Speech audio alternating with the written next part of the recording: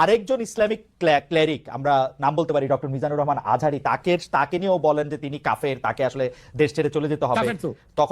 তখন আমরা একটু কনফিউজ হয়ে যাই। বলছি জি না, কনফিউজ হবেন কেন? আপনি যার কথা বলেছেন সে কি বলেছিল আপনি দেখেছেন তার বক্তব্যগুলো? আমি দেখেছি, কিন্তু তার শোনেন কথা শোনেন। জি তাকে বলুন, সে তো আমার ছাত্র, তাকে জিজ্ঞেস করুন। 2007 সালে সে আমার থেকে সবক নিয়েছে দারুন রাজার মাদ্রাসায়। আমি তার টিচার, আমি তার শিক্ষক, এবং তার শিক্ষকরাও আমাকে শিক্ষক মানে। অতএব সে যদি, দেখুন আপনাকে পিছন থেকেই বলতে হচ্ছে, আপনি সময় দিতে হবে আমাকে।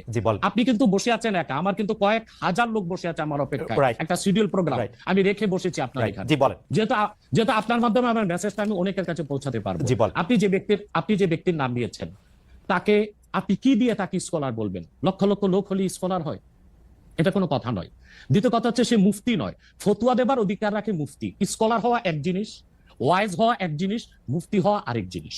কারণ আমার কথা হচ্ছে, আমি কি গ্র্যান্ড মুফতি বাংলাদেশে? তা আমি বলছি না, এটা বলার অথরিটি আমার নেই, কিন্তু আমার ফতুয়াতে কলম বসাবার মতো 10টা মুফতি আপনি বের করে দেন। এখন অন্য